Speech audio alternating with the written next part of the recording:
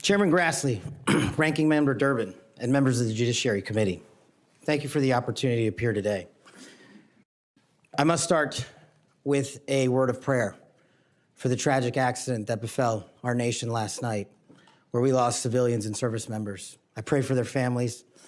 I pray for law enforcement and military personnel, and I pray for their souls, and hopefully God will find them peace in the near future.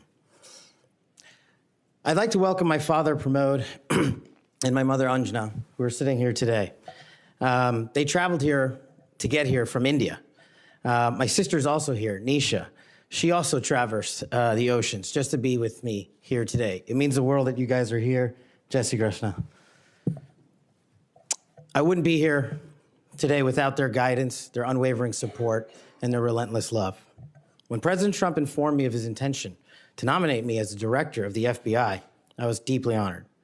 Sitting here today, I carry not only the dreams of my parents, but also the hopes of millions of Americans who stand for justice, fairness, and the rule of law. My commitment to these principles is deeply rooted in my family's history, which has profoundly shaped my worldview. My father fled Idi Amin's genocidal dictatorship in Uganda, where 300,000 men, women, and children were killed based on their ethnicity, just because they happen to look like me. My mother is originally from Tanzania. She studied in India, as did my dad, and they were married there. They would later emigrate to New York, as the senator pointed out, where I was born, and we were raised in a household of my father's 7 siblings, their spouses, and at least half a dozen children. That's the only way we knew how to do things at the time, in the 70s and 80s, the Indian way. But we would soon learn the American way. These values have shaped and been the driving force of my career in 16 years of government service. Protecting the rights of the Constitution is of the utmost importance to me and has been every single time I've taken that oath of office. The recent terrorist attacks in New Orleans tragically claimed the lives of 14 innocent Americans and serve as a stark reminder that our national security is at threat, both internally and externally.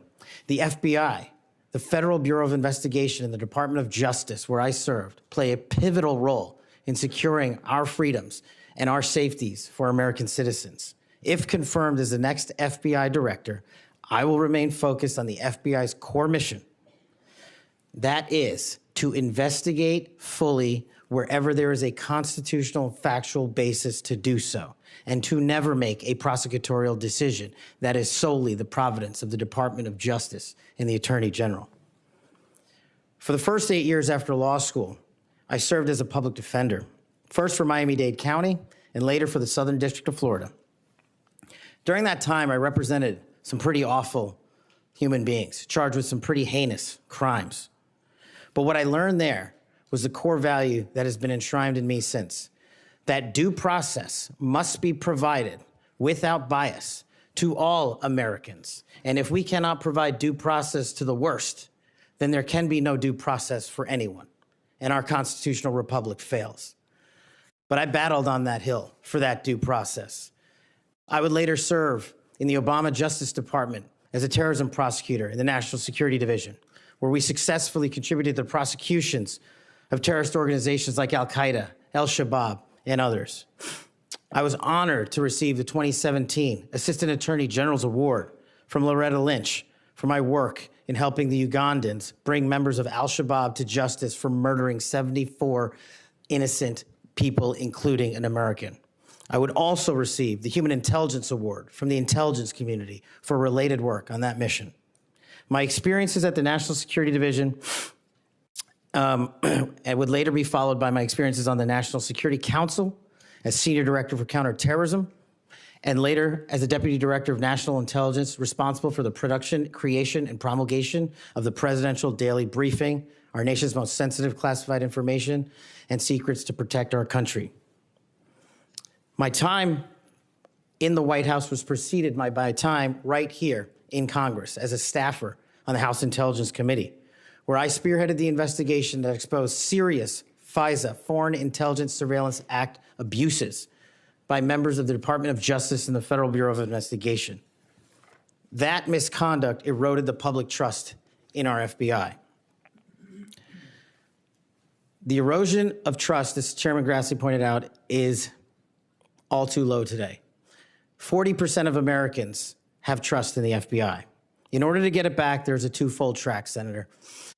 One, violent crime is exploding in this country, and we cannot afford them to allow it to run away. We must tackle violent crime. Just in 2023 alone, there was 100,000 rapes, 100,000 drug overdoses, and 17,000 homicides. The priority of the FBI, if I'm confirmed, will be to ensure that our communities are protected and safeguarded and our children have parks to play in and not needles to walk over.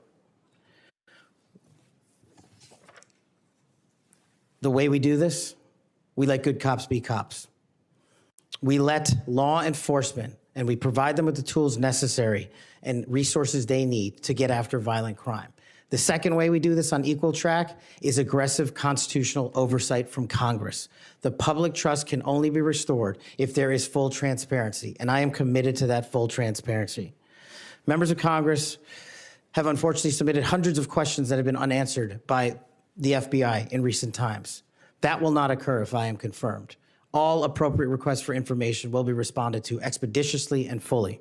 I'm committed to working alongside the dedicated men and women of the FBI. They are warriors of justice, and I will always have their backs because they have the backs of the American people.